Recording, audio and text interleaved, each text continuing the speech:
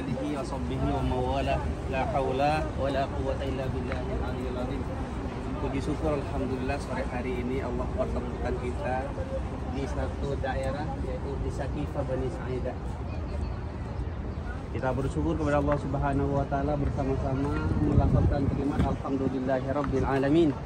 Alhamdulillahirabbil alamin. Alhamdulillahi ala kulli hal.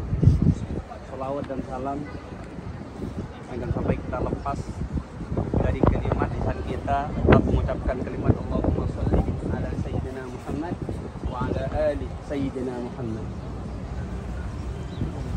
Duyufullah, Duyufur Rahman, Bapak Ibu tamu Allah, tamu Rasulullah. Di depan kita tertulis Sakifah Bani Sa'idah. Dalam bahasa Arabnya kana fil madinati adata fis sa'if. Bahwasanya di satu daerah ini, di tempat kita di depan ini termasuk salah satu tempat yang sangat luar biasa, mempunyai sejarah yang sangat luar biasa.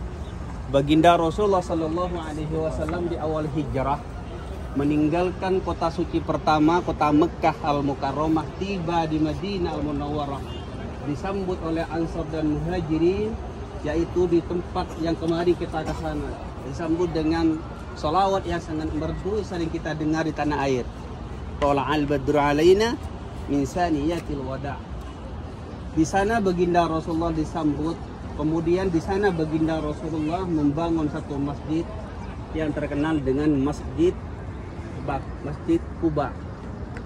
Setelah di Kuba, baginda Rasulullah meneruskan perjalanannya tinggal di tempat yang sekarang menjadi Madinah Al-Munawwarah. 1 tahun kemudian Allah Subhanahu wa taala menguji, memberi cobaan kepada umat Islam, yaitu terjadi perang yang nama perang Badar. Pada tahun ketiga yaitu dicoba lagi dengan perang Uhud. Pada tahun keempat maksud kelima perang Khandaq. Kemudian pada tahun ke-6 baginda Rasulullah menyusun orang-orang Islam yang ada di Madinah Al-Munawwarah tujuan untuk datang ke kota suci pertama. Tujuannya untuk umrah. Kenapa? Karena para sahabat Rasulullah selalu mimpi. Pertama yang mimpi Abu Bakar, kemudian Yazid, kemudian Zaid, kemudian Rasulullah, Sayyidina Umar, Sayyidina Hamzah, selalu mimpi. Mimpi apa? Mimpi tawaf. Kemudian kata Rasulullah, sudah saatnya kita meninggalkan Mekah, meninggalkan Madinah, menuju kota Mekah untuk tawaf, untuk umrah. Lalu berangkatlah baginda Rasulullah dari tempat ini, dari Madinah Al-Munawwarah ke kota Mekah.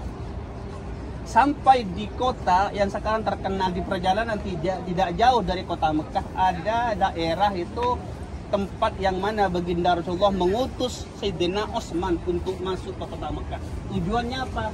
Sebagai mata-mata. Karena 6 tahun Rasulullah meninggalkan kota Mekah, apakah orang Mekah, penduduk kota Mekah masih menyembah patung yang ada di Baitullah?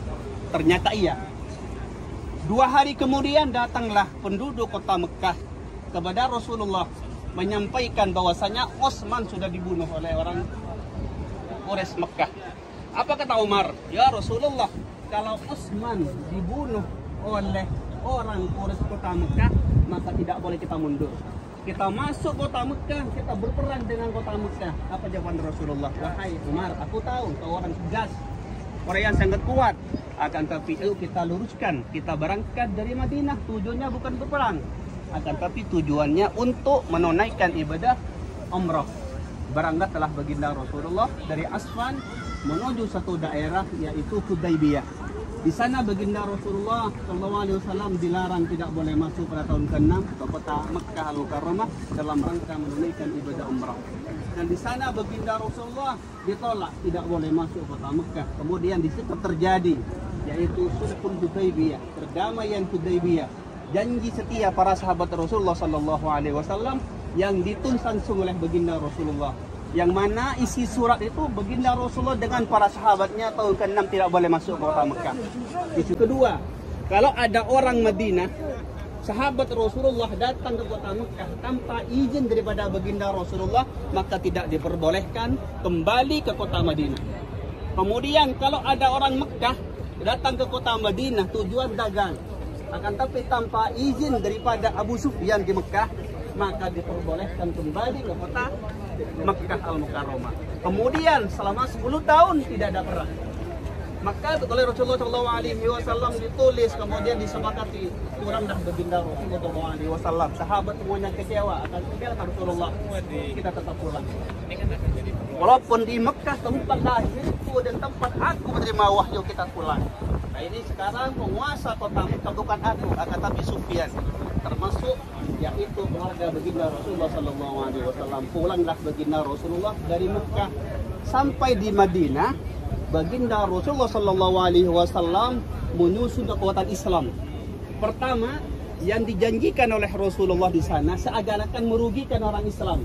Pertama, Rasulullah sampai di Mekah ditolak ke kota Madinah. Ini merugikan. Akan tapi sangat menguntungkan. Kenapa? Pertama, baginda sampai di sini menyusun Islam, mengajarkan Al-Quran, akhlak dan lain-lainnya. Kemudian yang kedua yang sangat merugikan, kalau ada orang Madinah datang ke kota Mekah, kemudian tidak diperbolehkan kembali ke kota Madinah. Ini sangat menguntungkan, akan tapi ini sangat menguntungkan sebenarnya. Kenapa? Karena tinggal di Madinah sudah tahu Islam, sudah tahu ajaran Islam, Al-Quran dan akhlak daripada orang Islam. Kemudian sampai ke kota Mekah, di Mekah bisa datang ke kampung dan bisa mengajarkan Al-Quran ke orang-orang kota Mekah, Al-Mukarramah. Kemudian yang akan merugikan lagi, kalau ada orang Madinah, kalau ada orang Mekah datang ke kota Madinah, maka diperbolehkan kembali lagi ke kota Mekah Al-Mukarramah. Artinya, kalau sudah ke Madinah, tahu kekuatan Islam yang disusun oleh baginda Rasulullah, akhlak ilmu yang diajarkan oleh Rasulullah, orang sepulangnya Mekah setelah melihat Madinah sudah seperti ini, dulu itu maka menyampaikan ke sana inah Mekah, ilah Madinah sekarang yang sangat luar biasa. Rasulullah keluar dari kota Mekah ke kota Madinah, di Madinah sungguh luar biasa. Akhlak, ilmu, Al-Quran diajarkan oleh baginda Rasulullah SAW.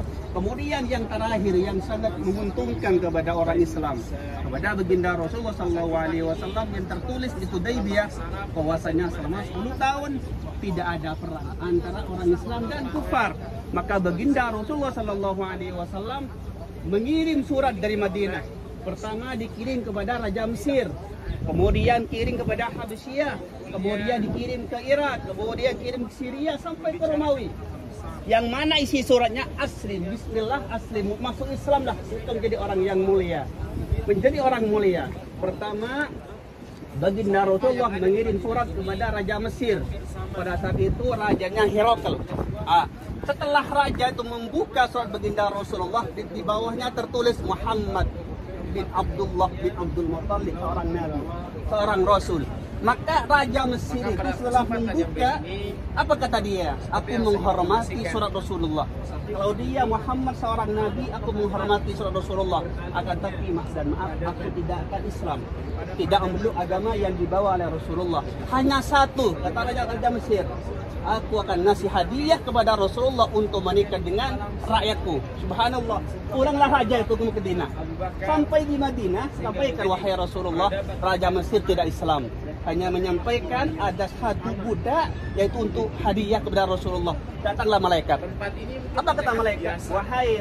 Wahai Rasulullah, Islam tidak akan masuk ke Mesir. Islam tidak akan masuk ke Mesir kecuali satu. Kau harus menikah dengan pribumi Mesir, Islam akan masuk ke sana. Subhanallah. Lalu baginda Rasulullah pergilah dari Madinah ke Mesir dan menikahlah dengan seorang perempuan namanya Maria Al-Qibtiyah. Dengan menikahnya Rasulullah dengan Maria Al-Qibtiyah, subhanallah, hidayah datang pada Raja Mesir, kepada masyarakat yang sampai sekarang menjadi Islam yang sangat luar biasa. Subhanallah. Dengan pernikahan Maria Al-Qibtiyah, baginda Rasulullah membawa istri dari Mesir ke kota Madinah Al-Munawwarah dalam keadaan hamil. Subhanallah. Karena perjalanan bukan 2 hari. Ke sana itu 3 bulan. Kemudian 3 bulan sudah kandungan 4 bulan. Sampai di Madinah Al-Munawwarah. Kemudian Rasulullah SAW di sini sama Maria Al-Qibtiyah. Kemudian lahirlah Maria. Dari Maria itu seorang laki-laki namanya Ibrahim. Ibrahim bin Abdullah. Ketika Ibrahim dilahirkan dari Maria, apa kata penduduk kota Madinah?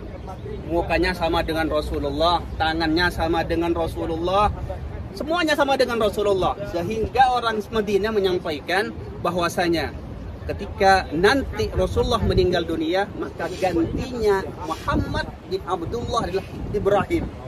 Subhanallah. Maka ketika lahir nangis Rasulullah karena sangat bangga punya anak laki-laki. Subhanallah.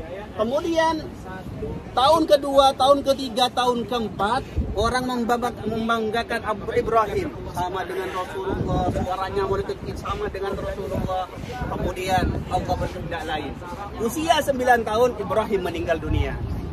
Ketika meninggal dunia, baginda nangis di Madinah itu tidak jauh dari lingkaran Raudah. Di sana baginda menangis. Ibrahim meninggal dunia, kemudian terjadi gerhana matahari. Apa kata penduduk kota Madinah nih? Matahari, gerhana matahari sebagai tanda bukti bahwasanya duka citanya terhadap meninggalnya Ibrahim. Lalu turun matahari dan bulan, tanda daripada kekuasaan Allah. Tidak ada kaitannya dengan Ibrahim.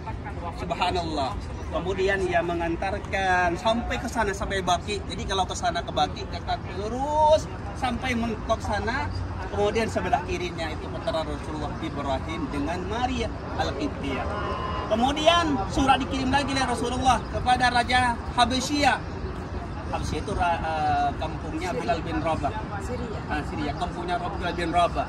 Setelah surat sampai di sana, bahwasanya saudara Rasulullah tujuannya untuk Islam, untuk menyembah Allah, maka Raja Mesir, Raja Habasyia itu menangis melihat dengan tulisan yang tak pernah ditulis oleh orang sebelumnya.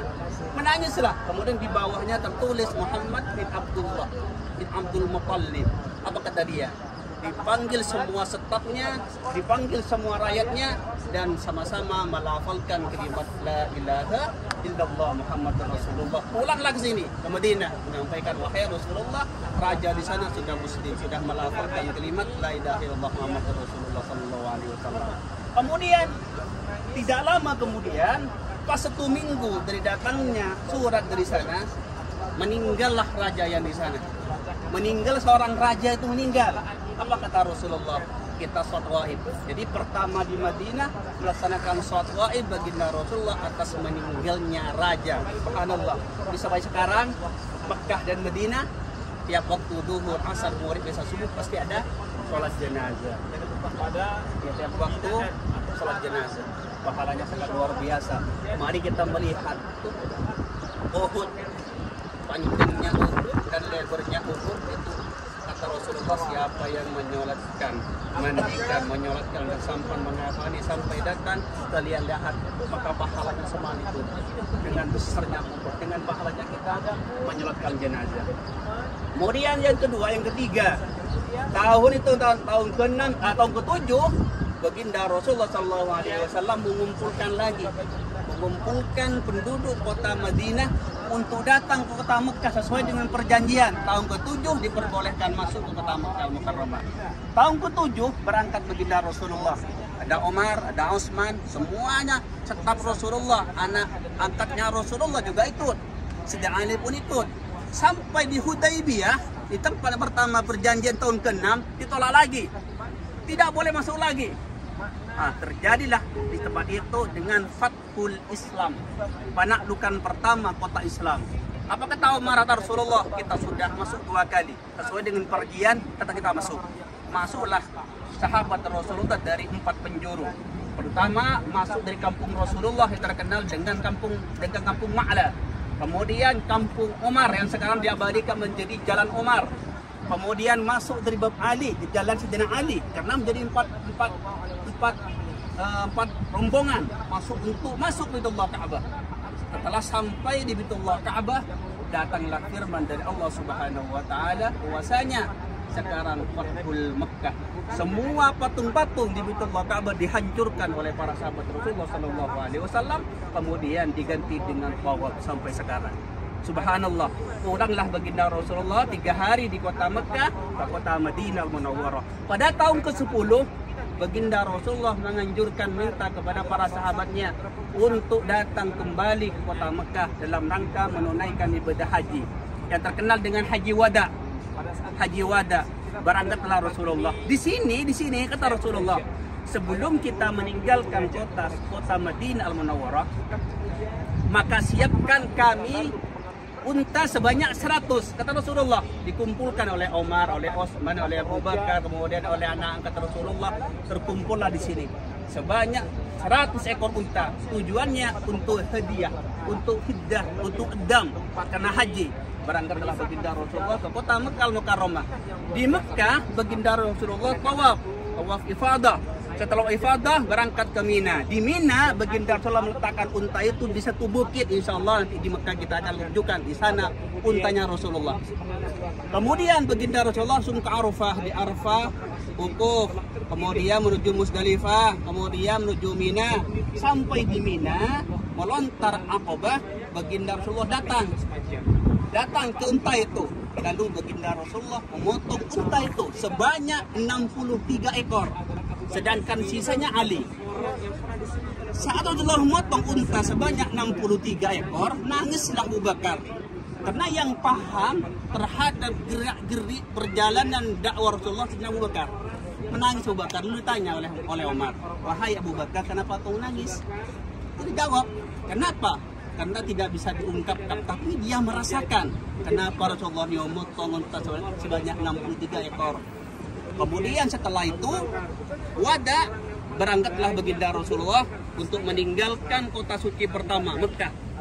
Kemudian di Babul Fatah, yakni babul pertama penaklukan kota Mekah, di sana baginda Rasulullah ditahan oleh penduduk kota Mekah yang dulu benci kepada Rasulullah, menyakiti Rasulullah, menolak Islam.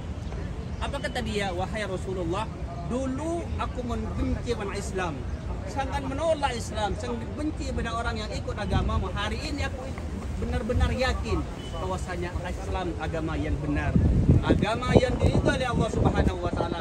Aku minta wahai Rasulullah, jangan tinggalkan lagi tempat ini, wahai Rasulullah. Di sini tempatmu, tempat lahirmu dan tempat pertama kau menerima wahyu dari Allah Subhanahu wa taala." Apa jawaban Rasulullah? "Al-Madinatu khairul law kuntum ta'lamun." Madinah itu lebih baik, tetapi kebaikan tidak ada yang tahu kecuali orang yang duduk di Madinah Al-Munawwarah.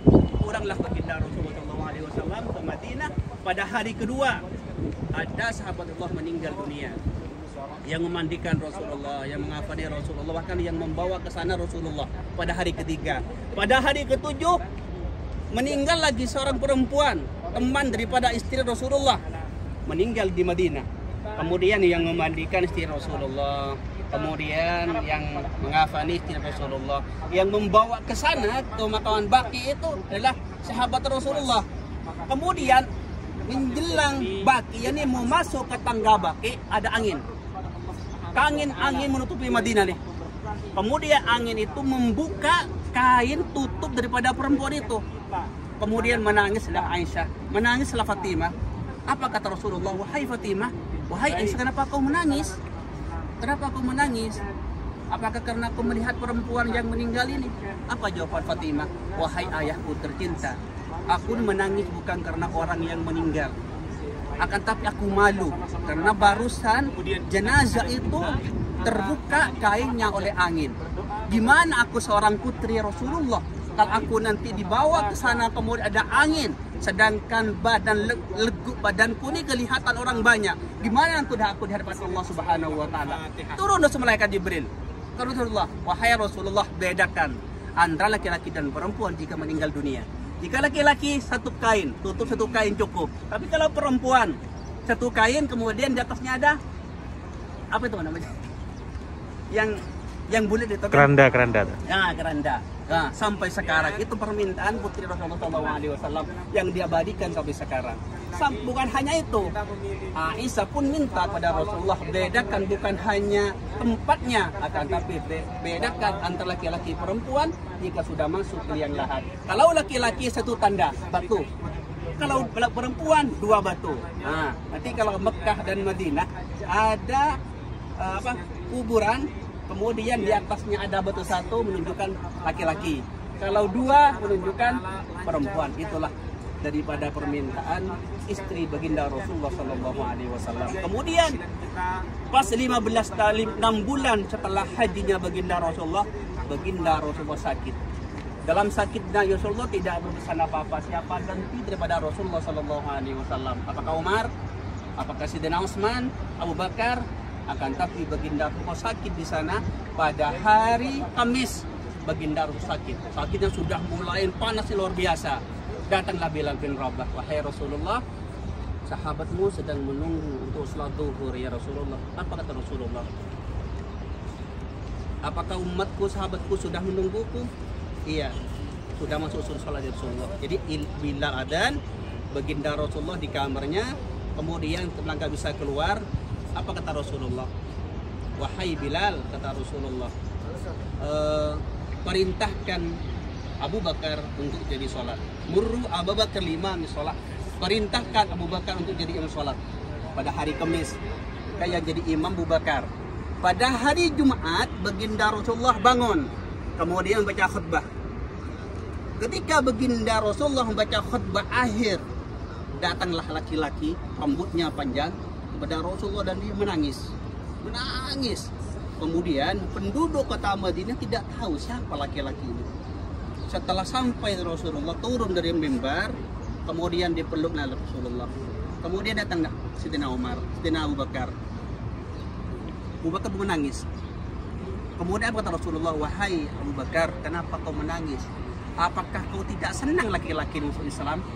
Apa jawaban Abu Bakar? Wahai Rasulullah, bukan aku tidak senang laki-laki ini masuk Islam. Dengan Islamnya seorang laki-laki ini, hidayah Allah terbuka dan surganya Allah terbuka untukku. Siapa laki-laki ini? Adalah Quhafah. Siapa Quhafah? Orang tua daripada Abu Bakar Siddiq. Subhanallah. Antar tulis ini Abu Bakar Abu Bakar bin Quhafah. Jadi Quhafah itu orang tua daripada Abu Bakar Siddiq. Kemudian dipeluklah Rasulullah. Kemudian baginda Rasulullah masuk ke dalam rumah itu Sabtu. Kemudian hari Ahad baginda tidak keluar, tetap yang jadi imam adalah Abu Bakar Siddiq. Pas subuh, yakni Senin pagi, subuh, apa kata Bilal? Ya Rasulullah, sedang menunggu, wahai Rasulullah, sahabat sedang menunggu di Raudah untuk jadi imam salat subuh. Tetap kata Rasulullah, murru Abu Bakar imam sholat, perintahkan Sayyidina Umar, Sayyidina Abu Bakar untuk jadi imam sholat. Maka datanglah Abu Bakar menjadi imam di mihrabnya Rasulullah. Setelah Fatihah pertama, kemudian rakaat kedua mau salam assalamualaikum warahmatullahi akhir, kemudian assalamualaikum warahmatullahi ke sebelah kiri, terbukalah jendela baginda Rasulullah bersamaan dengan salamnya para makmum, terbuka dengan ada suara. Kemudian ternyata yang membuka jendela itu baginda Rasulullah, dan Rasulullah tersenyum dan sahabat tersenyum. Kenapa? Karena sahabat itu Rasulullah sudah sembuh. Assalamualaikum warahmatullahi wabarakatuh. Assalamualaikum warahmatullahi wabarakatuh. Baginda Rasulullah membuka jendela bersamaan dengan salamnya orang yang sholat subuh. Kemudian setelah tersenyum, itu tuh belah pada seluruh jendela. Kemudian para sahabat itu sudah ramai di Madinah, di Masjid Nabawi. Rasulullah sudah sembuh. Nah, bahkan datanglah Abu Bakar menyampaikan bahwasanya barusan Rasulullah senyum menunjukkan Rasulullah sudah sembuh dari sakitnya. Dan kata Abu Bakar, jangan keluar dari masjid menunggu salat suruh. Aku akan keluar, kata Abu Bakar, ke Baki, ke Kuba, akan menjual kebun yang ada di Kuba. Berangkatlah Sayyidina Abu Bakar Siddiq menuju ke Kuba. Di Madinah, orang yang menunggu sholat suruh, maka ada suara dari rumah baginda Rasulullah Sallallahu Alaihi Wasallam dengan tangisan, yaitu tangis Rasulullah Sallallahu Alaihi Wasallam meninggal dunia, yaitu di antara sholat subuh dan suruh. Kemudian datanglah semua penduduk kota Mekah, penduduk Madinah untuk melihat Rasulullah. Kemudian dikarenakan Rasulullah tidak berpesan apa-apa siapa ganti kepada Rasulullah. Hari pertama baginda tetap di sana, tidak dimakamkan, tidak dimandikan. Hari kedua pun tidak di sana. Hari ketiga maka penduduk kota Madinah berkumpul di Saqifah Bani Sa'idah. Tujuannya untuk melantik seorang penduduk pribumi Madinah sebagai khalifah. Dan siapa yang pertama yang ditunjuk oleh Habib Munzir pada saat itu? Sa'ad bin Ubaidillah. Sa'ad bin Ubaidillah termasuk pribumi Madinah, orangnya sangat cerdas, membantu orang muhajirin, dan dia ternyata orang yang paling kuasa di Madinah. Maka dia datang ke Saqifah dipimpin oleh Munzir, Habib Munzir. Apa kata Muzair? Aku akan melantik Sa'ad bin Ubaidillah sebagai ganti daripada Rasulullah Sallallahu Alaihi Wasallam. Setelah berkumpul di sini, kemudian datanglah penduduk kota Madinah menyampaikan kepada Aisyah, kepada Siti Aisyah dan Siti Fatimah bahwasanya di Saqifah Bani Sa'idah sudah berkumpul Ansar, sudah berkumpul di sana yang namanya Zaid, sudah berkumpul yang namanya Sa'ad bin Ubaidillah. Dia akan mendirikan khalifah pertama di kota ini, di kota Madinah, karena baginda sudah meninggal dunia. Maka datanglah dari sana dengan perintah Siti Fatimah, wahai Umar, wahai Utsman, wahai Ali, datanglah ke Saqifah, datanglah ke sini. Tiga itu kemudian musyawarah bersama, tetap Zaid, Yazid tetap akan berdiri sebagai khalifah pertama. Tetapi kata Umar, bukankah Rasulullah telah memberikan tanda kepada muhajirin? Pertama yang menjadi imam ketika baginda sakit adalah Sayyidina Abu Bakar. Yang menemani Rasulullah di perjalanan dari kota Mekah ke kota Madinah, Abu Bakar. Yang menjadi teman ketika 3 hari 3 malam di Gua Hira, Abu Bakar. Kemudian imam pertama kepada Rasulullah ketika ayat turun, Iqra bismi rabbikal ladzi khalaq, Abu Bakar. Bukankah Abu Bakar orang yang akan menjadi seorang rasul, seorang khalifah? Kata Abu Bakar, kata Sayyidina Umar kepada Sa'ad bin Ubaidillah. Apa jawaban Sa'ad bin Ubaidillah? Silahkan, kalau muhajirin mau mengangkat seorang khalifah silahkan. Akan tapi aku seorang penduduk kota Madinah akan tetap mengangkat seorang khalifah namanya Zaid bin Ubaidillah. Dengan musyawarah akhirnya penduduk kota Madinah menyetujui kepada apa yang disampaikan oleh Sayyidina Umar, yang pantas untuk jadi khalifah pertama setelah meninggalnya baginda Rasulullah Sallallahu Alaihi Wasallam adalah Sayyidina Abu Bakar As-Siddiq. Dilantiklah baginda Rasulullah di kawasan ini, di kawasan Saqifah Bani Sa'idah. Baginda Rasulullah dilantik, Abu Bakar dilantik dengan diangkatnya oleh Sayyidina Umar. Inilah khalifah pertama ganti daripada baginda Rasulullah Sallallahu Alaihi Wasallam.